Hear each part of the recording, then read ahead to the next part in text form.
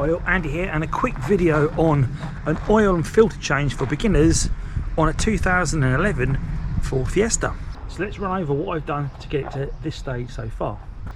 Jack the car up, it's on axle stands, the engine is up to temperature. I've run the car around the block a bit. I can now safely get underneath the car and undo the sump plug bolt. That will allow the oil to run out of the car. It will flow freely because it is nice and warm. We must also undo the oil filter cap and raise the dipstick slightly just to relieve any pressure from above the oil, so it just runs out nice and smoothly. Here's your oil cap. Undo that, remove it from the car. You can look inside and see if there's any milky or white residue that would suggest that there could be a problem with the car's cylinder head. What this means is water is mixing with the oil, making a milky goo, which is not good. A little might be expected, but a lot, go see a garage. Doesn't seem to be the case on this one. It's nice and black still. Remember to put that somewhere safe, so I'm going to put it just up here. The dipstick is just down here. Here's the dipstick, so I'm going to raise that up just to relieve any pressure. There, doesn't need to come all the way out. I have checked the oil and it is between or just on the minimum mark at the moment. The end of the dipstick has two notches in it marking a minimum and a maximum level. Your oil should always be between these two marks, as too much is as bad as too little. The sump plug is at the back of the engine underneath, and I would advise that you replace the sump plug with a new one every time you do this, because the sump plug's got a rubber O-ring which can perish. So rather than take it out and be stuffed, go and get yourself a new one before you start the job. I picked this sump plug up direct from Ford, so I know it's genuine. I've also got a Bosch oil filter, and the filter for this particular Fiesta is a P7078. Again, we'll put those to one side, we don't need them just yet, we need to get it all out the car first. With our first look under the car, we can see the oil filter is just here. So there's the oil filter, but the sump plug is round the back of this here, so we can show you that. Here's the sump plug right here. Doesn't look too bad or too oily under here, so I don't think we've got any leaks, but I am wearing latex gloves because this can be a messy job and I don't want to get covered in oil. A carefully positioned bucket that will go under the sump plug once we're ready to get it out, so we can catch the oil as it spurts out. As you can notice, there's not a lot of clearance between the top of the bucket and the sump, and that's because we want to minimise the amount of oil that could be splashing around. Now, one thing I remember from years ago working on Fords, when I had a Escort back in the 90s, they love a 13mm nut, and this is the same again. This is a 13mm nut, so although I don't seem to have enough purchase to get it out, so I'm going to get a breaker bar on that. With my breaker bar in position, I am able to back this nut off ever so slightly. Interesting that whoever's done this nut up has done it up too tight, because there is a torque setting you need to do this to, and I will put that in the video when we put the nut back in place. Okay, that turned quite easy then, and that is now finger loose. You can probably still see that until it starts pouring out, and catch it as it gets really loose. We're not losing any oil yet. Rip it out. Right, okay, I am now going to put that in position.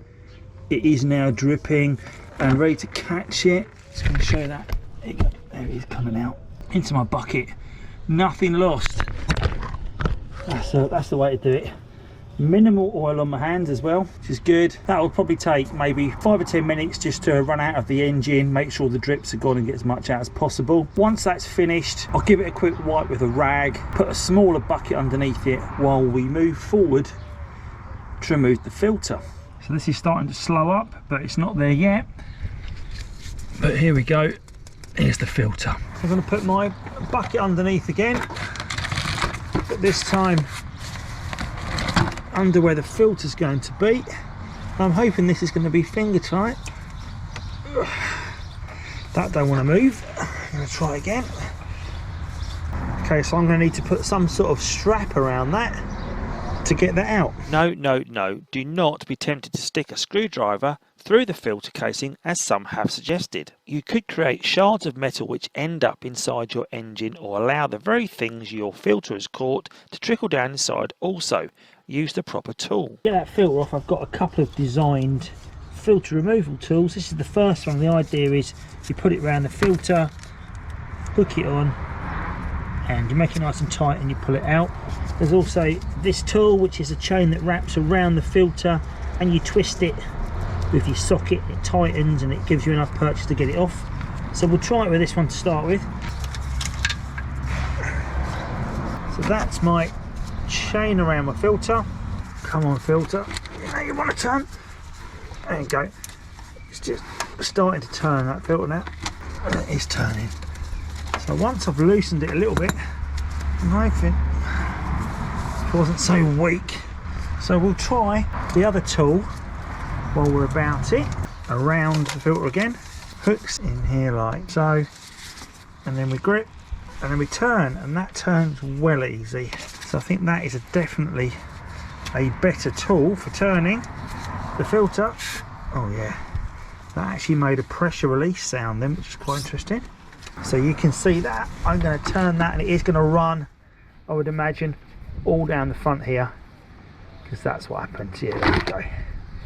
Hopefully there's not too much oil left in it, because I have let it run out for some time.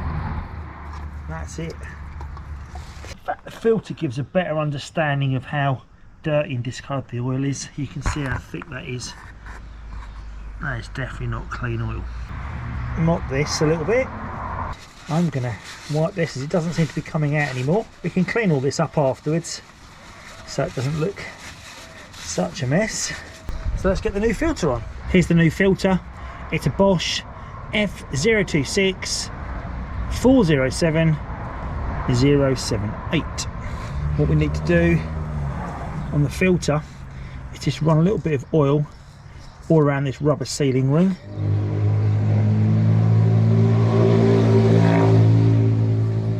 Give my glove a quick wipe, because I don't want to put dirty paw prints all over this lovely clean filter.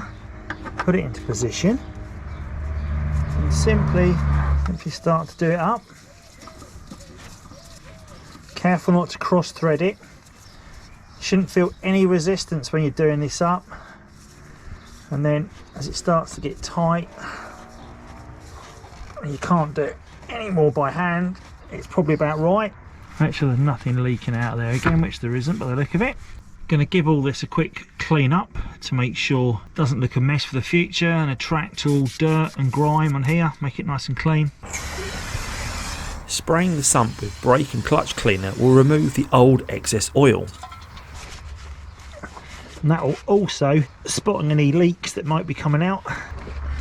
While this is still dripping, we'll get the new sump plug in. Always think my torque wrench is a bit overkill for these jobs because it's rather large, but here it goes. So it's got to be tightened to 28 Newton meters or 21 foot-pounds, and already, as you can hear from the torque wrench, that's tight enough. So that's all good. So if that's tight enough, then I'll give this a clean, and let's get the car some oil, get it on the floor, make sure there's no leaks. Car's back on the ground, nice and level, so when we add the oil it'll be at the right level.